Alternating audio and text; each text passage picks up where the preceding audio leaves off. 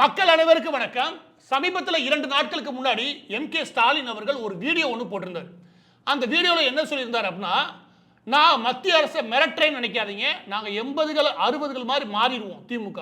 எனவே இந்த தொகுதி மறுவரையறை, அதாவது டீலிமிட்டேஷன் கமிஷன் இல்லையா, இது உடனடியாக தடுத்து நிறுத்தணும், இது பேர் ஆபத்து அப்படின்னு சொல்லியிருந்தார். இது எந்த ஆபத்தும் கிடையாது. எலெக்ஷனில் வேற தோல்வி அடைகிற மாதிரி இருக்குது. எல்லா பக்கட்டும் நம்மளுடைய பிரச்சாரம் பெரிய எடுபடலை. ஏன்னா மக்களை குழப்பி அதில் ஏதாவது மீன் பிடிக்கலாமா அப்படின்னு எம்.கே. ஸ்டாலின் முயற்சி பண்ணுறாரு. அவர் தான் அதுக்காக போராட்டம் அறிவிச்சிருக்காரு. நாளைக்கு ஏதோ கருப்பு கொடி காட்ட போறாராம். இந்த நிலைமையில் இந்த டீலிமிட்டேஷன் கமிஷன் இல்லையா, தொகுதி மறுவரையறை பண்ணுறது அப்படின்னா என்னன்னு சொல்கிறேன், கொஞ்சம் கேளுங்க. அது என்ன அப்படின்னா, ஒவ்வொரு நாடுமே இந்த எம்பிகள் இருக்காங்களே, இந்த நாடாளுமன்றத்துக்கு நம்ம அனுப்பி வைக்கிறோம். தமிழ்நாட்டில் 39 இருக்காங்க, பாண்டிச்சேரியில் 1, 39 + 1 40 பேர் அனுப்பி வைக்கிறோம்னு வச்சுக்கோங்க. தமிழ்நாடு பாண்டிச்சேரி சேர்ந்து இப்படி ஒவ்வொரு மாநிலமும் அனுப்பி வைக்கிறோம். இந்த எண்ணிக்கையை கூட்டுவாங்க. இந்த எண்ணிக்கை எதனால் கூட்டப்படுது நான் சொல்கிறேன். என்ன அப்படின்னா, அதுக்கு பேர் தான் டீலிமிட்டேஷன் கமிஷன். தொகுதியை மறுவரையறை பண்ணுறது அப்படின்னா என்ன, அப்போ எதுக்குன்னா, நீங்கள் யூகே எடுத்துக்கிட்டீங்கன்னா ஒரு எம்பி ஒரு 1 - 1.5 லட்சம் பேரை பார்த்துப்பார். இதுவே அமெரிக்கா மாதிரி பெரிய நாடு எடுத்துக்கிட்டிங்கன்னா அங்கே சுமார் 7 - 7.5 லட்சம் பேரை பார்த்துப்பாங்க ஒரு எம்பி யாருக்கான பிரதிநிதியாக போவார், அதாவது ஒரு மக்கள் பிரதிநிதியாக நாடாளுமன்றத்துக்கு யாரை போவானா, ஒரு 7 லட்சம் மக்களுக்கான பிரதிநிதியாக அங்கே போவார். நம்ம ஊரை பொறுத்த வரைக்கும் இப்போ இருக்கக்கூடிய ஜனத்தொகையை அடிப்படையாக கொண்டு நம்ம ஒரு சராசரியாக சொல்லிச்சுக்கோங்க, இந்தியாவை பொறுத்த வரைக்கும் ஒவ்வொரு எம்பியுமே குறைஞ்சபட்சம் 28 - 30 லட்சம் பேருடைய பிரதிநிதிகளாக உள்ள போகிறாங்க. இந்த அளவுக்கு அதிகமாக எந்த நாடுமே இருக்காது. ஒரு மக்கள் பிரதிநிதி 30 லட்சம் பேருடைய குறைகளுக்காக அங்கே போறான்னு வச்சுக்குவேன், நிச்சயமாக அவரால் எஃபெக்டிவாக வேலை பார்க்க முடியாது. ஒரு நல்ல சரியான நாடாளுமன்ற உறுப்பினராக போய் சேர முடியாது. 30 லட்சம் பேர், இவங்களோட தேவை, இவங்களோட பிரச்சனைகளை இதெல்லாம் நாடாளுமன்றத்தில் கொண்டு போய் சேர்க்கணும். எனவே ஒவ்வொரு நாடும் என்ன பண்ணணும்னா, இந்த எண்ணிக்கை இருக்குல்ல, இந்த எண்ணிக்கை ஒவ்வொரு காலகட்டத்திலையுமே முக்கியமாக இந்த மக்கள் தொகை கணக்கெடுப்பு இல்லையா, அந்த காலகட்டத்தில் இதை மாற்றி அமைக்க வேண்டி இருக்குமா அப்படின்ற ஒரு சட்டம் இருக்கும். எல்லா நாட்டிலையுமே இருக்கும். எனவே இந்தியாவை பொறுத்த வரைக்கும் ஆனால் அப்படியான ஒரு சட்டம் இருந்துச்சு. அந்த சட்டத்தை பற்றி அப்புறம் பார்க்குறேன். இதே இந்தியாவில் 1970கள் 80களில் ஒரு நாடாளுமன்ற உறுப்பினருக்கு 10 லட்சம் பேரை கவர் பண்ணுவார். அப்போ கரெக்டாக தான் இருந்துச்சு. ஆனால் அதற்கடுத்து அவங்க அந்த எம்பிகளோட எண்ணிக்கை இருக்கு இல்லையா, அந்த எண்ணிக்கையை மாற்றவே இல்லை. இது எதனால் மாற்றலை, அதுக்கு ஒரு விஷயத்தை சொல்லிடுறேன். அது என்ன அப்படின்னா, இப்போ முதலாவது எதனால் கூட்டி அமைக்கணும் உங்களுக்கு புரியுதா, எதனால் மறுவரையறை பண்ண வேண்டியிருக்குன்னு. ஏன்னா அந்த பிரதிநிதிகள் அப்போ தான் ஒரு 10 லட்சம் பேருக்கு இல்லாட்டி ஒரு 15 லட்சம் பேருக்குன்னா ஓரளவு பார்க்க முடியும். 28 லட்சம் 30 லட்சம்னு வச்சுக்கோங்க, எந்த ஒரு நாடாளுமன்ற உறுப்பினராலுமே எஃபெக்டிவாக வேலை பார்க்க முடியாது. எனவே இது முதலாவது சட்டப்படி சரி செய்யப்பட்ட விஷயம். இது சட்டமே வழிவகை பண்ணுது. இதில் நீதிமன்றம் கூட தலையிட முடியாது. அம்பேத்கர் அவர்கள் இயற்ற சட்டத்திலேயே நீ என்னென்ன ஆர்டிகல் அடுத்து சொல்கிறேன். இப்போ அதன்படி இதுக்கு முன்னாடி செஞ்சாங்கன்னு சொல்கிறேன். 1952களில் இது மாதிரி செஞ்சாங்க. எதன் அடிப்படையில் 1951 ஒரு சென்சஸ் நடத்தி முடிச்சிருந்தோம், அதாவது மக்கள் தொகை கணக்கெடுப்பு. அதன் அடிப்படையில் அதுக்கடுத்து 1963 பண்ணியிருந்தோம். 1973 எம்பிகளுடைய எண்ணிக்கையை மாற்றி அமைச்சிருக்கோம். அதுக்கப்புறம் 2002 வந்துச்சு. 1973 அந்த இடத்துல தான் இதற்கப்புறம் நம்ம இந்த நாடாளுமன்ற உறுப்பினர்கள் மக்கள் தொகை அடிப்படையில் கூட்டக்கூடாது 1976 நிப்பாட்டுறாங்க. அதோட அப்படியே நிறுத்தி வைக்கிறாங்க. எதனால கேளுங்க, எதனால் அப்படின்னா, அப்போ மக்கள் தொகை உச்சமாக போயிருக்கு. ஏன்னா மக்கள் தொகை ரொம்ப வேகமாக பெருக்கம் அடைகிறதுனால மக்கள் தொகையை கட்டுப்படுத்த வேண்டிய அவசியம் உலக நாடுகள் முழுவதும் இருக்குது. அதில் இந்தியாவுக்கு மிக முக்கியமான பங்கு இருக்குது. ஏன்னா இந்தியா தான் 2வது அந்த காலகட்டத்தில் மிக அதிக மக்கள் தொகை கொண்ட நாடு. எனவே மக்கள் பெருக்கத்தை கட்டுப்படுத்த வேண்டிய அவசியம் இந்தியாவுக்கு ஏற்பட்டுச்சு. அப்போ என்ன பண்ணாங்கன்னா 1976 நிப்பாட்டாங்க. ஏன் அப்படின்னா, நாம் இந்த நாடாளுமன்ற உறுப்பினர்களை மக்கள் தொகை அடிப்படையில் அனுப்பினோம்னா இந்த வேலையை நம்மளால் எஃபெக்டிவாக பார்க்க முடியாது. ஏன்னா மக்கள் தொகை அதிகமாக இருக்கிறவங்க தான் நாடாளுமன்ற உறுப்பினர்கள் அதிகமாக வருவாங்க. எனவே யாரும் குறைக்கிறதுக்கு முயற்சி எடுக்க மாட்டாங்க. எந்த மாநிலமும் இதை குறைக்கிறதுக்கு ஆர்வம் காட்டாது. ஏன்னா தங்களுடைய மாநிலத்திலிருந்து அதிகமான எம்பி அனுப்ப முடியும். நாடாளுமன்ற உறுப்பினர்களை மக்கள் தொகை குறைஞ்சி வச்சுக்க அனுப்ப முடியாதோ அப்படின்னு நினைச்சிருவாங்க. நம்மளால ஒழுங்காக வேலை பார்க்க முடியாது சொல்லிட்டு நாடாளுமன்ற உறுப்பினர்களுடைய எண்ணிக்கை கூட்டவே இல்லை, அப்படியே நிறுத்திட்டாங்க 1976. அப்போ நிறுத்திட்டு என்ன பண்ணாங்கன்னா, ஒட்டுமொத்தமாக அந்த பாப்புலேஷன் இல்லையா, அதாவது மக்கள் தொகை பெருக்கம், அதை கட்டுப்படுத்துங்க அப்படின்ற நடவடிக்கையில் ஈடுபடுறாங்க. இது வரைக்கும் உங்களுக்கு புரிஞ்சதா? முதலாவது எதனால் மாற்றி அமைக்கும் தெரிஞ்சது. 2வதுல மாற்றி நம்ம அமைச்சுக்கிட்டே தான் இருந்தோம். ஆனால் 1976 நிப்பாட்டிட்டோம். ஏன் நிறுத்தணும்ன்றது உங்களுக்கு புரிஞ்சிருக்கும் கடா. 3வது, இது எல்லாமே எம்.கே. ஸ்டாலின் சொல்லவே இல்லை, அவெல்லாம் உருட்டிக்கிட்டு இருக்காரு. அவருக்கு தெரியறதுக்கு வாய்ப்பே கிடையாது. அது எதனால கடைசியாக சொல்கிறேன். அது என்ன அப்படின்னா, 3வது அப்போ இப்போ என்ன சொல்கிறாங்க அப்படின்னா, இந்த டீலிமிட்டேஷன் இப்போ தொகுதி மறுவரையறை இல்லையா, அதாவது இந்த நாடாளுமன்ற உறுப்பினர்களுடைய எண்ணிக்கையை கூட்டி ஆகுன்றாங்க. எதனால கூட்டணும் முடிவு பண்றாங்க? இப்ப எவ்வளவு கூட்டணும் முடிவு பண்றாங்கன்னு சொல்லிடுறேன். அது என்ன அப்படின்னா, ஒட்டுமொத்தமா 543 இருக்குன்னா அதை 850 கூட்ட முயற்சி பண்றாங்க. 850 நாடாளுமன்ற உறுப்பினர்கள் போனாதான் இந்த மக்களை பிரதிநிதித்துவம் படுத்த முடியும். அப்ப 850 பேர் போனாங்கன்னா ஏறக்குறைய டபுள் ஆகுது. ஏறக்குறைய டபுள் சொல்லி வச்சுக்கவேன். நான் 1000 சொல்ல 850. அப்ப ஏறக்குறைய டபுள் ஆச்சுன்னு வச்சுக்கவேன். இப்ப எவ்வளவு பேர் கவனிக்கிறாங்க? ஒரு எம்பி 28 லட்சம் பேர். அப்ப குறைஞ்சு என்ன ஆகும்னா 15 லட்சம் பேரை கவனிக்கிற நிலைமைக்கு உருவாகும். இது சட்டப்படியே சரி. இது புரியுதா உங்களுக்கு? அப்ப 850 பேரா மாறினாங்கன்னா அந்த ஒவ்வொரு நாடாளுமன்ற உறுப்பினருமே ஒரு 15 லட்சம் மக்களை கவனிக்கிற மாதிரி வரும். அதனால அவங்களால அதிகமாக சரியா வேலை பார்க்க முடியும். 28 லட்சம் 30 லட்சம் பேரை கவனிக்கிறதை விட. எனவே முதலாவது நாட்டுக்கான பிரச்சனைன்றது இதுதான். சரியா? இரண்டாவது என்ன அப்படின்னா, இதை வெறும் மாநிலங்களுக்கு மட்டும் கிடையாது, அதே அளவிற்கு மாநிலங்களுக்கு 815 கூட்டுறாங்கன்னா இங்க இருக்கிற யூனியன் பிரதேசங்கள் இருக்கு இல்லையா, அதுக்கு சுமார் 35 கூட்டுறாங்க. இப்ப ரொம்ப முக்கியமான ஒரு கேள்விக்கு பதில் சொல்றேன். அது என்ன அப்படின்னா, இவங்க ஒரு செய்தியை ஆன்லைன்ல பரப்புறாங்க. அது என்ன அப்படின்னா, உத்தரப்பிரதேசத்துல அதிகமாக சீட்டு வந்துருச்சு, தமிழ்நாட்டுக்கு இருக்கிற பிரதிநிதித்துவம் கம்மியாகுது. அதாவது இவங்க என்ன பரப்புறாங்க அப்படின்னா, இப்போ 7.5% நாடாளுமன்ற உறுப்பினர்களை தமிழ்நாட்டிலேருந்து நம்ம அனுப்பி வைக்கிறோம்னா அடுத்து அது 5% குறைஞ்சிரும் அப்படின்னு சொல்லி அனுப்புறாங்க. கிடையாது. இந்த மாதிரியான எண்ணிக்கை இன்ன வரைக்கும் தீர்மானிக்கப்படவே கிடையாது. ஒட்டுமொத்தமாக எவ்வளோ பேரை கூட்டணும்? 850 பேர். இதுதான் முடிவாயிருக்கு. ஏன்னா அந்த வளர்ச்சியில தான் எம்பிகள் சரியா வேலை பார்க்க முடியும். எனவே 850 கூட்டுறாங்க.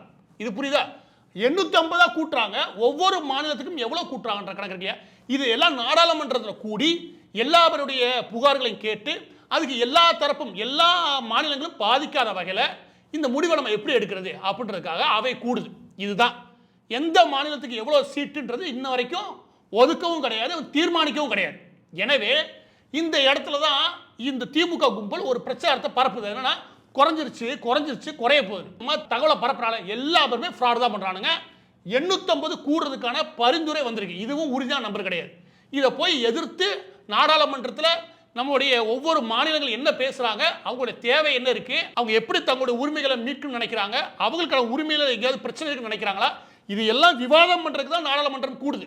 சரியா? பார்லிமெண்ட்டை கூட்டுறாங்க. அங்க ஏதாவது பிரச்சனையா இருக்குன்னா அதை போய் கேட்டுட்டு வந்து எம்.கே. ஸ்டாலினால இந்த குறைகள் இருக்கு, அதனால தமிழ்நாடு பாதிப்படைய வாய்ப்பு இருக்கு அப்படின்னு சொன்னா நேர்மையான ஆளு. எலெக்ஷன் டயத்துல கண்ணை மூடிட்டு இவர் எதுக்குறானா, இவர் இதை படிச்சிருக்கவே மாட்டார். நான் சொல்றேன், அது ஏன்ற கடைசியை சொல்றேன். அது சுவாரஸ்யமான விஷயம். அப்ப இது வரைக்கும் புரிஞ்சுச்சா? அப்ப மூன்றாவது என்னன்னா, பரவுற தகவல் பொய். கூட்டணும்ன்றது நியாயமான காரணமா இருந்தாலும் அந்த கூட்டுறதை பத்தியான விவாதம் தான் போக போகுது. சரியா? இதனால மக்கள் பாதிக்கப்பட போதில்லை, அரசியல் கட்டமைப்பை மாற்றி அமைக்கிறாங்க. சரியா? இப்ப இன்னொரு கேள்வி, இப்ப என்ன கூட்ட வேண்டிய அவசியம் இருக்கு?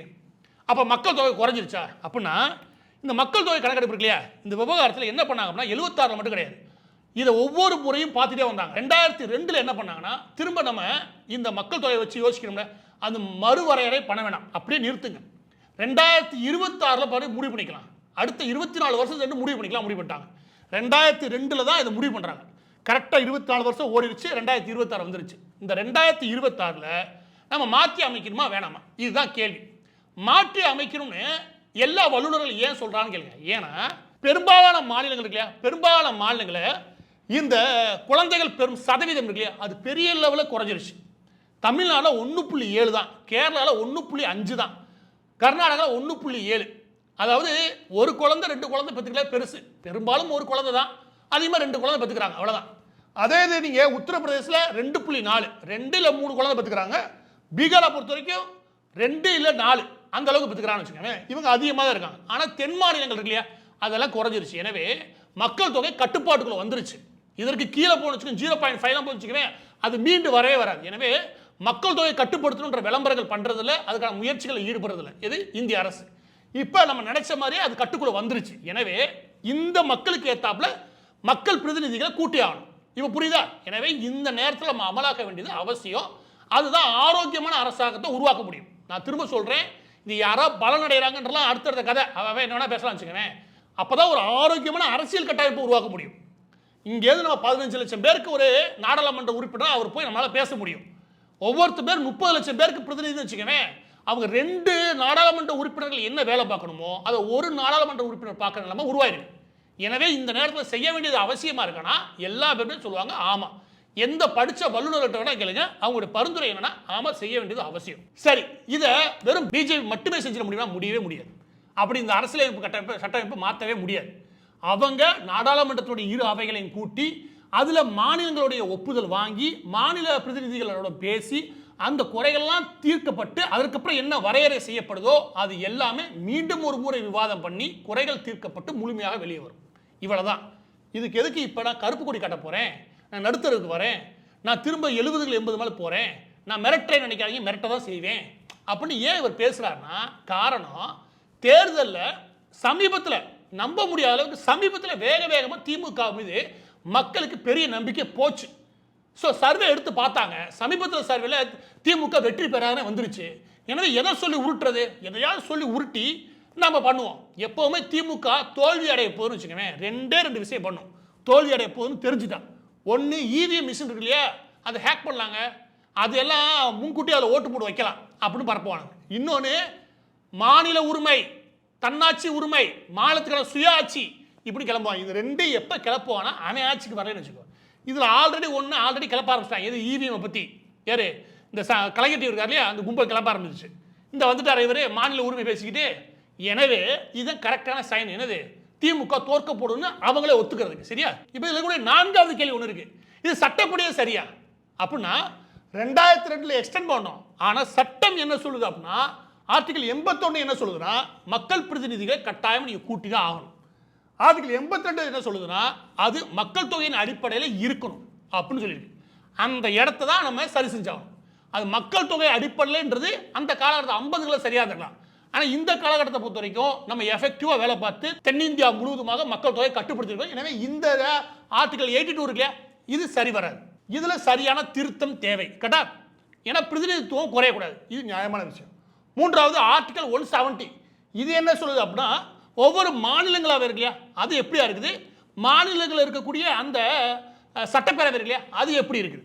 4வது ஆர்டிகல் 330 330 அது என்ன சொல்றா, பட்டியலின மக்கள், மலைவாழ் மக்கள் இவங்களுக்கான பிரதிநிதித்துவத்தில் எந்த இடத்துலையும் நீங்க காம்ப்ரமைஸ் ஆகக்கூடாது, குறைக்கக்கூடாது, எதை மாற்றி அமைக்கக்கூடாது. அவங்களுக்கு என்ன நம்ம கொடுத்தோமோ அதை அப்படியே கொடுக்கணும். அதே அளவில் சதவீதத்தின் அடிப்படையிலோ ரேஷியோ அடிப்படையிலோ கொண்டு சேர்க்கணும். அதில் எந்த டிஸ்டர்ப் ஆகிடக்கூடாது. அதுக்கப்புறம் என்ன சொல்றாங்க, ஆர்டிகல் 334A அதாவது 334 உள்ள கொண்டு வராங்க. 334 யார் கொண்டு வரா, பிஜேபி அரசாங்கம் உள்ள கொண்டு வருது. என்னன்னு கொண்டு வருது, இப்போ நாடாளுமன்ற உறுப்பினர்கள் நீங்க தேர்வு செய்றீங்கன்னா அதில் 33% பெண்கள் இருந்தே ஆகணும். எப்படி நாடாளுமன்ற, இதுதான் ரொம்ப முக்கியம். நாடாளுமன்ற உறுப்பினர்களை அனுப்புறாங்கன்னா அதில் நாடாளுமன்ற உறுப்பினர்களா 133% பெண்கள் நாடாளுமன்றத்துக்கு போகணும். அதாவது வேலைவாய்ப்பு சொல்ல நாடாளுமன்ற உறுப்பினர்களுக்கு போகும்போது பெண்களுக்கு முக்கியத்துவம் கொடுக்கணும்.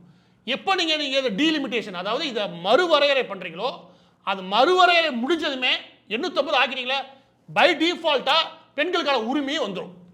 இதை அவங்க அமல் பண்ணிட்டான்னு வச்சுக்கிறேன். இதுதான் சட்டம். சரியா? எனவே சட்டத்துக்கு புறம்பானது கிடையாது. சட்டம் என்ன வழிவகை சொல்லுதோ அதன்படி தான் நகர்றாங்க. இதோட சேர்த்து பெண்களுக்கு 33% கிடைக்குது. இதுல நாம செய்ய வேண்டிய ஒரே ஒரு விஷயம், இப்ப நம்மளுடைய பிரதிநிதித்துவம் ஒன்று இருக்குல்ல, மாநில அரசுக்கு, தமிழக அரசுக்கு, ஒவ்வொரு மாநிலத்துக்கும் அதே மாதிரி இருக்கடா, அந்த பிரதிநிதித்துவம் குறையக்கூடாது, அதனுடைய சதவீதம் குறைஞ்சிடக்கூடாது. கடா எப்படி 543 ஒரு சதவீதம் நமக்கு இருந்துச்சோ அதே அளவுக்கு கூட்டினாலும் அப்படியே இருக்கணும். அப்ப நமக்கு பாதிப்பே கிடையாது. கடா அதை தான் நீங்க போய் நாடாளுமன்றத்தில் பேச போறீங்க, அதை உருப்படியா பேசுங்க. அதுதான் உங்களை தேர்வு செஞ்சிருக்கு, போய் பேசுங்க. அங்க போய் பேசுறது விட்டு இங்க வந்து கத்திக்கிறீங்க ஊயின்னு, இங்க உருட்ட வேணா, இங்க கொடியும் காட்ட வேணா, நீங்க நாடாளுமன்றத்தில் போய் பேசுங்க. சரியா? எனவே பதிவோட இறுதியாக இந்த விவகாரத்தில் சரியா பதில் சொல்றது எடப்பாடி பழனிசாமி அவர்கள். அவங்க என்ன சொல்றாங்க அப்படின்னா, இந்த சட்டம் வரும்போது பெண்களுக்கு இயற்கையாக 33% இடஒதுக்கீடு இந்த நாடாளுமன்ற உறுப்பினராக போறதுக்கான வாய்ப்புகள் உருவாகுது. இது அவசியம். இதற்காக தான் அவங்க கொண்டு வராங்க. இதுதான் கவனமாக நம்ம பேசணுமே தவிர, உறுப்பினர் எண்ணிக்கை இருக்கு இல்லையா, அதுல நாடாளுமன்றத்தில் நிச்சயமாக பேசிட முடியும். அதோட சதவீதம் குறைஞ்சுன்னா அதுக்கப்புறமான விஷயம், அது நடக்க போறது கிடையாது. எனவே இதை எம்.கே. ஸ்டாலின் தேர்தல் தோல்வியின் காரணமாக சும்மா உளறிக்கிட்டு தெரியாரு, சும்மா வேணும்னே கிளப்பி விடுறாரு அப்போன்னு எடப்பாடி பழனிசாமி அவர் சொல்லும்போது, பெண்களுக்கான 33% இடஒதுக்கீடு இல்லையா, அதை கவனத்தில் பேசுறாரு. அவர் சொல்றதுதான் கரெக்ட். இவருக்கு இருக்கிற பிரச்சனை என்ன சொல்லவா, என்ன அப்படின்னா, போன அக்டோபர்ல நாங்க எடுத்த சர்வே சொல்றேன், போன அக்டோபர்ல எடுக்கும்போது திமுக 144 இடங்களில் வெற்றி பெறும் அப்படின்னு இருந்துச்சு. போன அக்டோபர் 2025 இல்லையா, அப்ப எடுத்தோம். ஒவ்வொரு 2 மாசத்துக்கு ஒரு எடுக்கும்போது அதுவே ஏடிஎம்கே அப்ப 80 சீட் அளவுக்கு இருந்துச்சு. அதுல இருந்து டிசம்பர் வந்தோம், திமுக 132 கொஞ்சம் தான் குறைஞ்சிச்சு. ஏடிஎம்கே 90 சீட் வரைக்கும் அடிக்கும் அப்படின்னு சொல்லி மேலே ஏறிச்சு. ஆனா அதுல இருந்து பிப்ரவரி வந்தோம் இல்லையா, பிப்ரவரி மாதத்துல திமுக 101 இடத்துக்கு வந்துருச்சு. அதே நேரம் ஏடிஎம்கே அண்ணா திமுக 119 இடத்துக்கு வந்துருச்சு. எப்ப? பிப்ரவரியில். ஏன்னா கூட்டணி மட்டும் கிடையாது, இவர் ஒரு தப்பு பண்ணார். என்ன அப்படின்னா ஓபிஎஸ் உள்ள சேர்த்தது, இந்த தேமுதிக பிரேமலதா விஜயகாந்தர்கள் அவங்கள சேர்த்தது ரெண்டுமே அவருக்கு நெகட்டிவா போயிருச்சு. ஒன்று, கூட்டணியை ஒழுங்கு அமைக்காம விட்டது. கூட்டணி அமைக்காம விட்டதுன்னா கூட்டணிக்குள்ளேயே ஒரு அதிருப்தி வந்துருச்சு. ஏற்கனவே இருந்தவங்களுக்கு சீட்டை குறைக்கிறது, தேமுதிகவுக்கு 10 சீட்டை கூட கொடுக்கிறது. அதுக்கப்புறம் ஓபிஎஸ் சேர்த்தது மூலமாக ஓபிஎஸ் வச்சு இவங்க என்ன கதை ஓட்டியிருந்தாங்க அப்படின்னா, அவருக்கு வாய்ப்பு இல்லாமல் எடப்பாடி பழனிசாமி அவர்கள் பறிச்சுட்டாரு அப்படின்னு. ஆனால் எடப்பாடி பழனிசாமி அவர்கள் சொன்ன மாதிரி ஒரு திமுகவே போய் சேர்ந்துட்டாரு. அப்போ திமுக கைக்கூலி தானே அப்படின்னு ஆகி போயிருது இல்லையா? எனவே ஓபிஎஸ் அவர்களுடைய அந்த எஃபெக்ட் இல்லையா, அது இல்லாமல் போயிடுது. இது எல்லாமே சேர்ந்தது மட்டும் இல்லாமல் அதுக்கு அடுத்து பால்டாயில் அது இதுன்னு அடிச்சு யாருமே எதிர்பார்க்காத அளவுக்கு எடப்பாடி பழனிசாமி பிரச்சாரத்தை ஆரம்பிக்க, அது மார்ச் ஏப்ரல் தொடும்போது ஏடிஎம்கே அதிமுக சுமார் 157 இடங்களில் வெற்றி பெறும், டிஎம்கே 72 இடங்களில் வெற்றி பெறும். அதற்கு காரணம் அவங்க கூட்டணி இருக்கலையா, அதில் ஒரு குழப்பத்தை அவங்களே உருவாக்கி அதிருப்தி உருவாக்குனது. பிரேமலதா விஜயகாந்த் அதை கூட்டி 10 சீட்டு கொடுத்தது. அதற்கடுத்து ஓபிஎஸ் உள்ள கொண்டு வந்து அங்கே இருந்த ஒரு நெகட்டிவ் இருக்கு இல்லையா, அங்கே இருந்த ஒரு எதிர்மறை அது இல்லாமல் போனது. அதோட சேர்த்து பிரச்சாரத்தை தீவிரமாக சரிவர பண்ணாமல் போனது. அதை விட ரொம்ப ரொம்ப முக்கியம், அதிமுக கணக்கச்சிதமாக இறக்கக்கூடிய எல்லா வேட்பாளர்களுமே தரமாக உள்ள இறக்கி விட்டுருக்காங்க, சரியாக கணக்கிட்டு. அதுலேயும் இவங்க குளறுபடி பண்ணியிருக்காங்க. எனவே வெறும் 3 மாசத்துக்குள்ளாக திமுகவுக்கு எதிர்ப்பு நிலை மக்கள்கிட்ட வந்து அதிமுகவுக்கு ஆதரவு நிலை உருவாகி தேர்தல் ரிசல்ட் மாறும் தெரிஞ்சுல இவர் வந்து உடனே ஆக கடைசி ஒரு வாரம் தான் இருக்கு, நம்ம என்ன பண்றது, ஓகே மக்களுக்கு ஆபத்து வந்துருச்சு, மாநிலத்துக்கான சுயாட்சி இருக்கு இல்லையா அதன் மீது பாதிப்பு வந்துருச்சு, கூட்டாட்சி தத்துவத்துக்கு பிரச்சனை வந்துருச்சு, நான் வந்துட்டேன் அப்படின்னு காப்பாற்றுறேன்னு குதிக்கிறாரு. உண்மை அது கிடையாது. அவர் குழப்பி மீன் பிடிக்க முயற்சி பண்றாரு. இதனால எந்த பிரச்சனையும் கிடையாது. நீங்க நாடாளுமன்றத்தில் போய் அதில் விவாதம் பண்ணுங்க.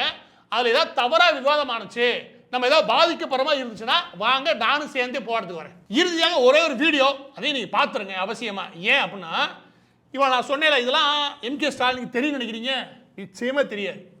அது ஏன் தெரியாதுன்றதை இந்த வீடியோ பாருங்க, உங்களுக்கே புரிஞ்சிடும். 16 இடங்கள்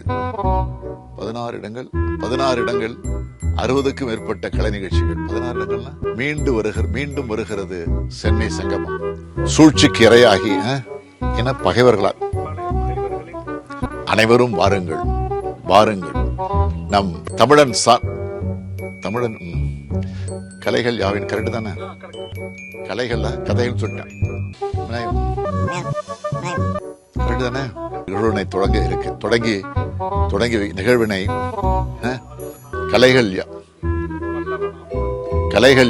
கலைகள் யாவினும் வல்லவனாம், கற்றவர் எவருக்கும் நல்லவனாம். நம்ம ஒரு திருவிழாவில் சந்திப்போம்.